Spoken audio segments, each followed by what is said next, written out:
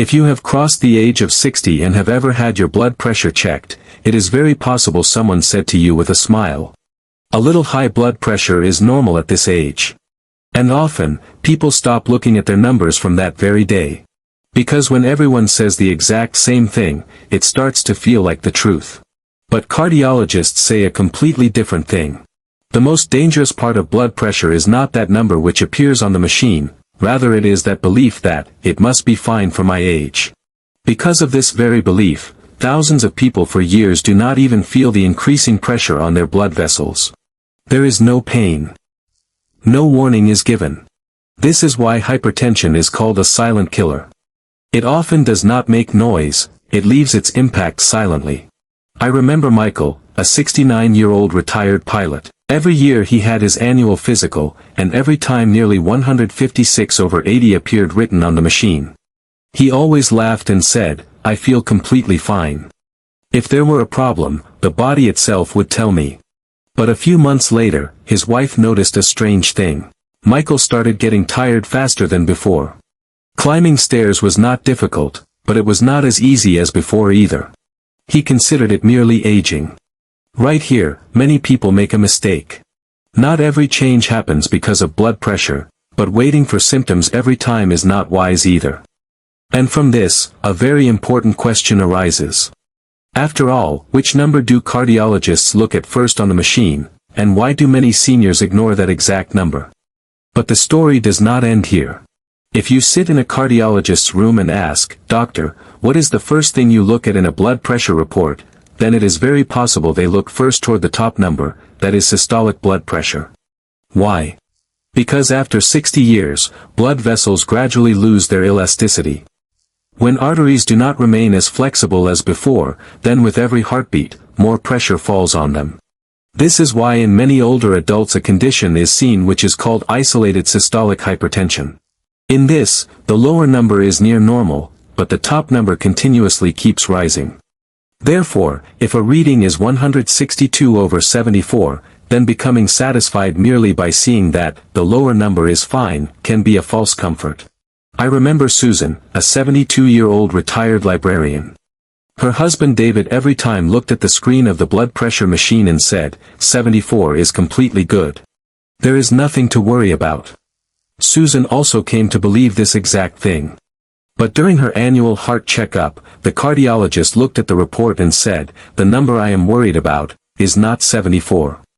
That day for the first time, Susan understood that for years she was not even looking at that part of the report which was the most important. But here, understanding another necessary thing is equally important. A diagnosis is never made from a single reading.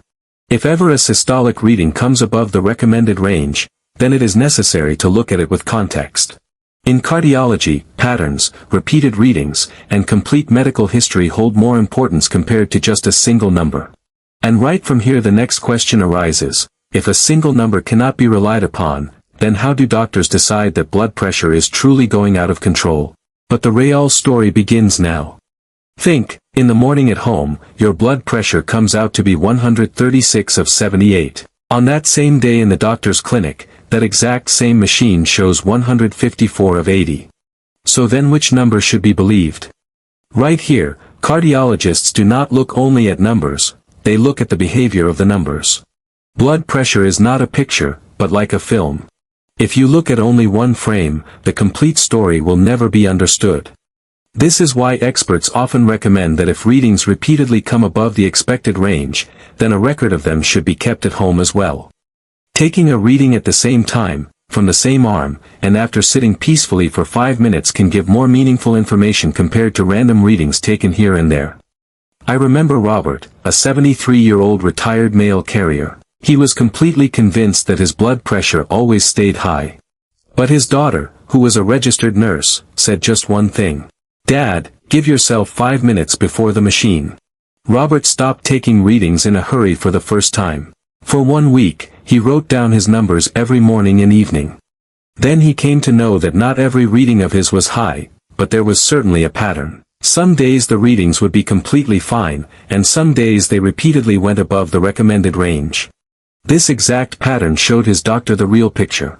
And perhaps this is why cardiologists say, They do not treat the patient who has a single high reading, they understand the trend which forms gradually over months and years. But the biggest misconception here still remains. If repeated readings are truly coming high, then at what point does this not remain just high blood pressure, but becomes a serious warning signal of the risk of stroke and heart disease?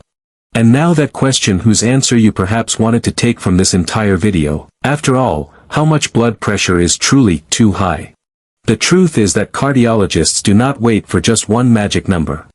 They do not look only at whether the reading became 160 or 170. Research teaches us another important thing: risk does not turn on like a switch. It increases gradually. This is why when systolic blood pressure repeatedly stays above the recommended range, doctors do not consider it just a single reading, but consider it a signal of future cardiovascular risk. And for this reason, ignoring repeated high readings is never a good strategy.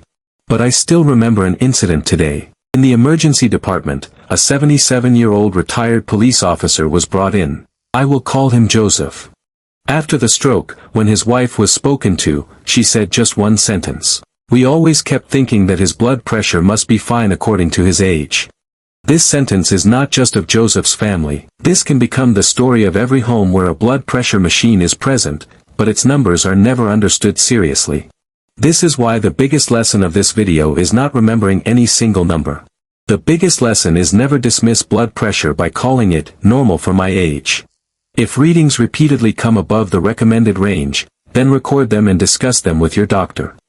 A decision taken on time can sometimes prevent a complication coming years later.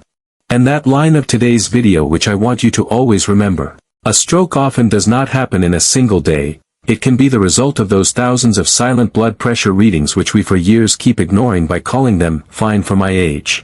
Sometimes to change life, no new number is needed, one just has to start taking the old numbers seriously.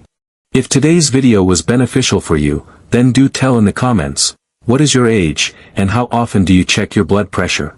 If you want to watch videos like this on science-backed healthy aging and heart health, then subscribe to the channel and share this video with a friend or family member who even today says, a little high blood pressure is completely normal at my age.